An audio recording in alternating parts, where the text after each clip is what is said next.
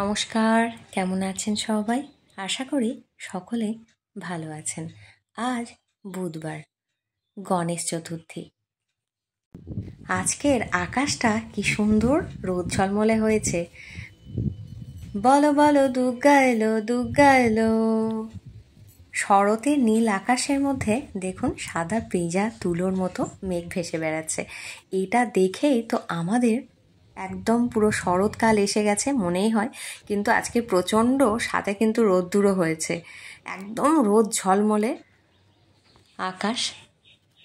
প্রচণ্ড রোদ্দুর দেখা দিয়েছে একদম সকাল থেকেই আজকে। আর গতকালও ছিল, প্রচুর রোদ্দুর হচ্ছে এই কয়েকটা দিন। আর এখন চলে এসেছি ছাদে, জামা কাপড়গুলো মেলে দিলাম আর ছাদের মধ্যে থেকে কিছু ফুল তুলে নিচ্ছি এই ফুল গাছগুলো থেকে। এই ফুলটা গণেশ মামাকে দেব সেজন্য। আর এই কয়েকটা দিন বৃষ্টি হচ্ছিল, মানে কয়েকটা দিন বলা ভুল হবে, কয়েক মাস জুড়ে বৃষ্টি হচ্ছে। আমাদের অভিযোগ যে এই বৃষ্টি হচ্ছে চারিদিক ভিজে গ্যাজে স্যাঁতস্যাঁতে হয়ে রয়েছে, জামা কাপড় শুকাতে পারছি না, মিলতে দিতে পারছি না, এরকম একটা অভিযোগ ছিল। আর এখন কি অভিযোগ করব এবার?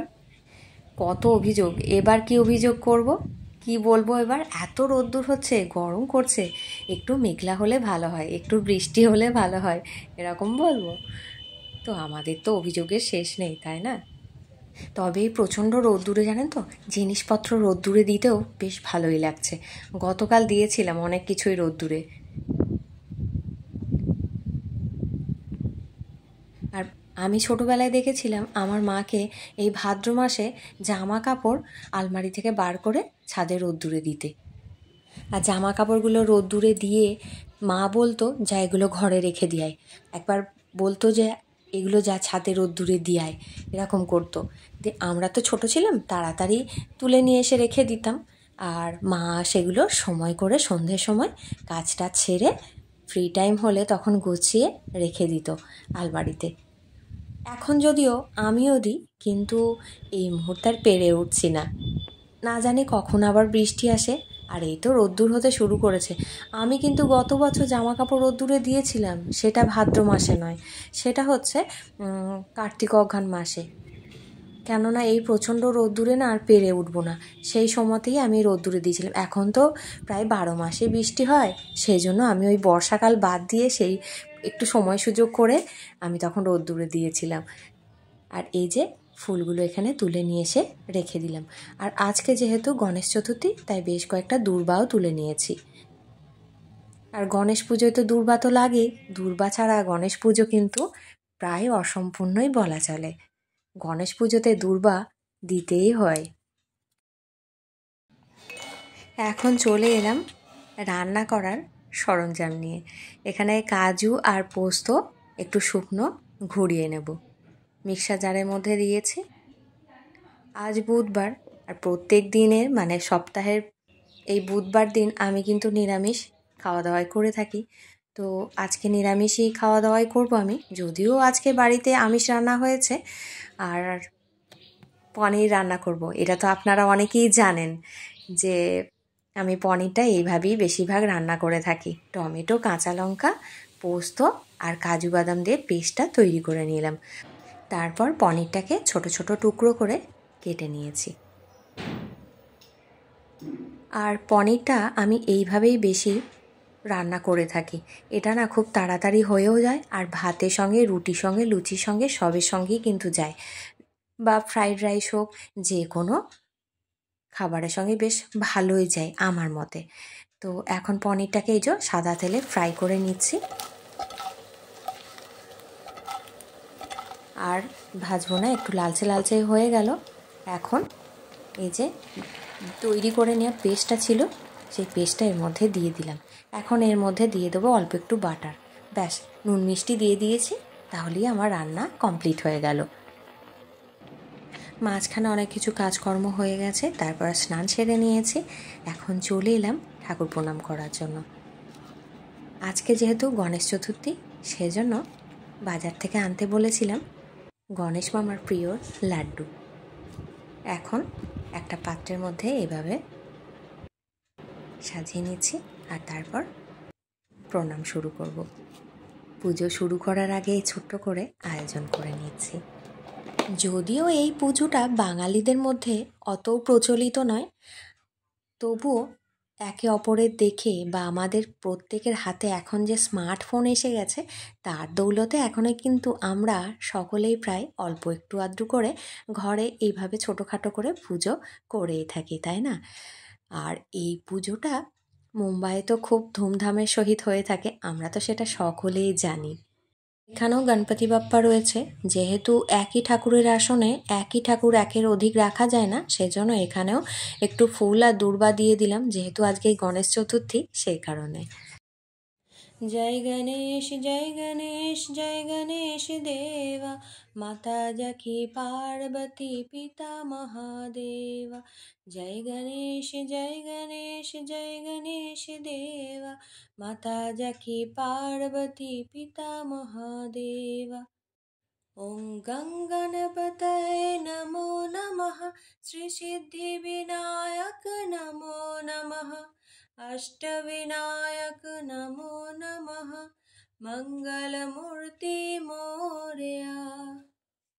ওম গঙ্গণপতয়ে নমো নমঃ, শ্রী সিদ্ধি বিনায়ক নমো নমঃ, অষ্টবিনায়ক নমো নমঃ, মঙ্গলমূর্তি মোরয়া। এই স্পেশাল দিনগুলোতে আমি এভাবেই কিন্তু আমার মনের ভক্তি দিয়ে প্রণাম করার চেষ্টা করি। জানি না আমার ডাকে উনি সাড়া দেবেন কি না, কিন্তু এতে কি হয়, মনের মধ্যে প্রশান্তি মেলে। আজ গণেশ চতুর্থী, আজ থেকেই শুরু হয় এবার পরপর পুজোগুলো। গণেশ মামা ভিন্ন কোনো পুজোই সম্পূর্ণ হয় না। গণেশ মামার নৈবেদ্য প্রত্যেকটা পুজোতে তো করতেই হয়, লক্ষ্মীনারায়ণের নৈবেদ্য আর হচ্ছে গণেশ মামার নৈবেদ্য, এগুলো তো প্রত্যেক পুজোতেই করতে তো হয়েই থাকে। সুতরাং ওনাকে বাদ দিয়ে, মানে গণেশ মামাকে বাদ দিয়ে কোনো পুজোই সম্পূর্ণ নয়। আজকে গণেশ চতুর্থী, তারপরে এরপর একের পর এক পুজোগুলো হবে, তারপরে আসবেন মা দুর্গা, আমাদের বাঙালিদের সবথেকে প্রিয় পুজো পার্বণ। তো সেই নিয়ে তো কোনো কথাই হবে না। পুজো প্রিপারেশান তো অনেকেই অনেক দিন আগে থেকেই শুরু করে দিয়েছেন, আবার কেনাকাটিও পুরো দমে শুরু হয়ে গেছে। দেখতে তো পাই যে দোকানগুলোতে ভিড় টির হচ্ছে, এরকম দেখতে পাই। তো আমাদের বাঙালিদের শ্রেষ্ঠ উৎসব দুর্গাপুজো, সে নিয়ে তো কোনো কথাই হবে না, তাই না? এই বারান্দার মধ্যে কয়েকটা গাছ রয়েছে, এই গাছগুলোতে এখন একটু জল দিয়ে দেব। তার কারণ কয়েকদিনই হলো এই বারান্দার গাছগুলোতে জল দেওয়া হচ্ছে না। মানে বারান্দায় রাখলে অত জল দিতেও তো লাগে না, অল্প একটু রোদ্দুর পাই সকালের দিকটাতে, তারপর বেলা বাড়ার সঙ্গে সঙ্গে অতও রোদ্দুর পায় না। কিন্তু প্রচণ্ড যা রোদ গরম চলছে কয়েকদিন থেকে, তো সেই জন্য ভাবলাম একটু জল দিয়ে দিই, দেখি মাটিটা একটু শুকনো শুকনো মতো হয়ে গেছে, একটু ভিজে থাকলে তাহলে ভালো হয়।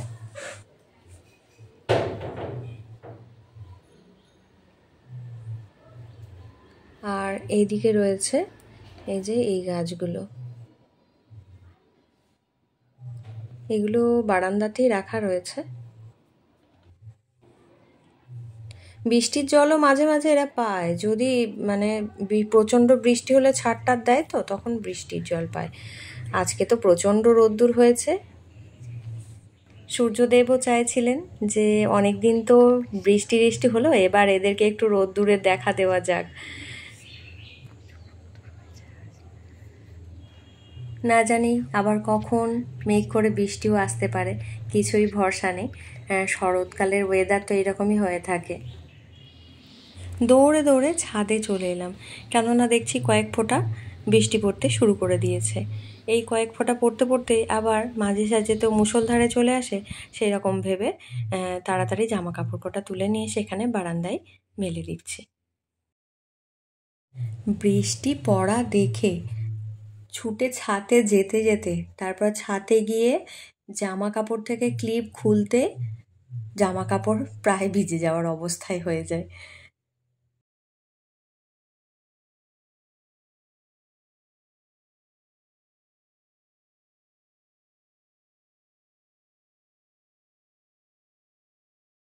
দুপুরের খাওয়া দাওয়া হয়ে যাওয়ার পর তারপরেই বৃষ্টি পড়তে শুরু করে দিল। যদিও খুব বেশি বৃষ্টি হচ্ছে না, কিন্তু যেটাই পড়ছে সেটাতেই জামা কাপড় ভিজে যাবে, মানে জিনিস ভেজানোর জন্য বৃষ্টিটা এসেছে। ছাদ থেকে জামা কাপড়গুলো তুলে নিয়ে এসে এখানে বারান্দায় মেলে দিয়েছি। আর বৃষ্টি পড়তে শুরু হয়ে গেছে। আর তখন বললাম না যে গরম করছে, প্রচণ্ড রোদ্দুর হয়েছে সকাল থেকে, তো এরা এখন বৃষ্টি পড়তে শুরু করে দিল, আবার রোদ্দুরও বার হয়ে গেছে। থাক, আমি আর যেতে পারছি না, বারবার ছাদের মধ্যে গিয়ে পায়ে যেন ব্যথা করে যাচ্ছে। এখানে বারান্দাতে মেলে দিলাম। আর এখন হচ্ছে বিকালবেলা, এই যে এইগুলো রেডি করে নিয়েছি, এখন সবাইকে পরিবেশন করে দেব।